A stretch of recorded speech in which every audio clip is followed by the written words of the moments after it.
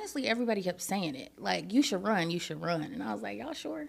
Because in my mind, I was like, was remembering my experience as Miss Sophomore. I just became a Delta that same semester, too. So it was like, do I need that? Because, again, I only came to Southern. I was like, I want to be a Delta and I want to graduate. I didn't even ask. That was what was so crazy. Like, I didn't ask for her help. Like, everything was just like, oh, you running? This is what we're going to do. So even, like, me running, I was like, y'all sure I can win? Yeah. Because I'm like, Bree is winning. Bree, everybody loves her. Like, all this, I'm going to go to this other school and I'm going to create this dance. Why? Go to the school that all this stuff is here for us, by us. Yeah. A part of our culture, a part of things that we have done all these years. Because it's us. It's who we are. Nobody's like us.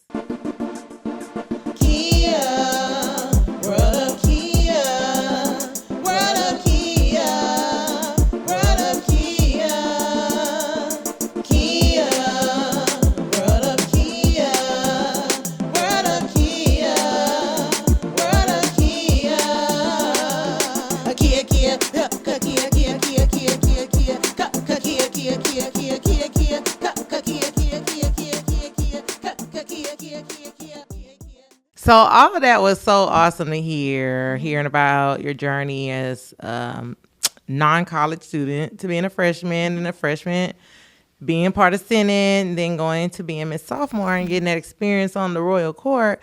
So how did that kind of lead towards your decision of thinking about running for Miss Southern University? Honestly, everybody kept saying it. Like, you should run, you should run. And I was like, y'all sure? Because in my mind, I was like, was remembering my experience as Miss Sophomore. I just became a Delta that same semester, too. So it was like, do I need that? Because, again, I only came to Southern. I was like, I want to be a Delta and I want to graduate. That was it. I was like, now all I got to do is graduate. But everybody was like, you should. And so I think it was like going into my junior year, I think I just gathered my friends, like, y'all think I could really, like, do this and win? And they were like, yeah. And then talking with my line sisters, they were like, yes, you need to run. We got you. And I was like, I am scared. But it was that campaign was easier than my Miss Sophomore campaign. Really? Yeah, like, to this day, I am beyond grateful to all of those people because they were just so super supportive. My campaign manager, was my homegirl, ended up becoming my Neo, but then my line sister was helping out a lot, and like she planned out the week of like things we were gonna do. The girl that I was running against, I knew one, she had more money than me. Two, she was from Baker, but she was from Baton Rouge, right? Essentially. And so I was like, y'all, like, can I win? Yeah. And the way everything kind of fell into place, like between my grandmother raising money, my old high school teacher, who went to Grambling. His mother was a Delta. Her chapter raised money for me. Like, it just, everything fell into place so well. And, like, it was probably the least stressful thing. All I had to focus on was going to class. So I wouldn't fail that one class. Right. I ended up still failing. It was really fun. Oh, no. My professor was like, oh, congratulations. Here's your F. And oh, no. Like, oh, cool. But yeah, like it was so smooth. And then like Ari, my pro fight, who was a former dog captain, was like, I didn't even ask. That was what was so crazy. Like, I didn't ask for her help. Like, everything was just like, oh, you running? This is what we're going to do. And so, like, it was almost divine. Almost. I say almost because it was still a lot of work going into it. But seamless. Really seamless between, like, the talent. It was a long week. They don't even do campaign week that long anymore. Really? Yeah. Like, because I want to say that was Monday through next Tuesday. Yeah. They only do, I think, like Monday through Thursday now. Oh, wow. But like literally that whole week through the weekend, it was seamless. It really was. So what was your slogans for both Miss Sophomore and Miss Southern? When I was Miss Sophomore, it was a play on me being from California. Okay. And so like I was using pieces of the California Girl song by Katy Perry. Oh, cute. So it was like the California Girl or something, and then like the back of the shirt was like California girls you can't deny or something, or undeniable something. I don't even remember. But I still see those orange shirts to this day. Love it, love it, love it. And then my Miss Southern campaign was the prototype, and it was like a futuristic type of theme. And the reason I brought up the deltas in 2009 when I went to Bayou Classic, for my costume, I wore that uniform that they wore for that step show. That's what I wore for all of my pictures, for my talent. And it was prototype, and it was the future brings change. Love it. So, yeah, those were the themes then. Oh, I love it. And so what is one of your most memorable moments from being Miss Southern University? I feel like I'm asked this, or I've been asked this multiple times, and it probably changes every time. But maybe Bayou Classic. I say Bayou Classic because that was when I had like that fur poncho. Yes, fur poncho. With the spots. Yes. And then we changed clothes that year at the game. So like we changed at halftime, and that was really cool. And we won. So yeah, probably that.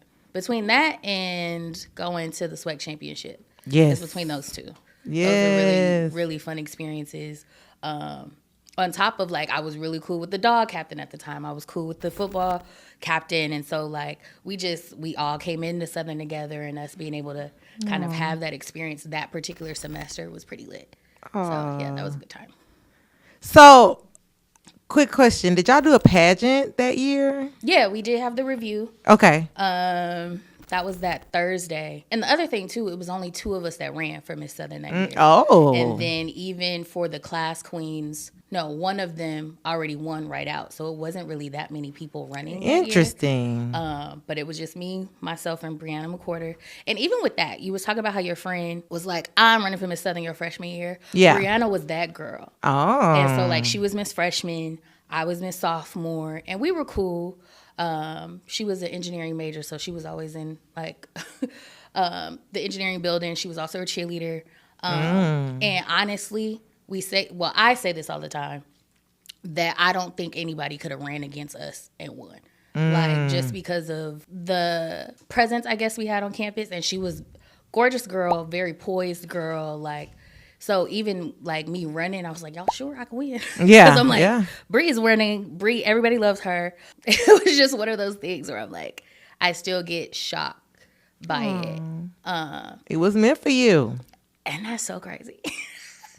That is so crazy to me. I don't know why I keep saying that. Like, it's been 10 years, but I didn't come in for that. Like, I just want to be a Delta and I want to go to Southern.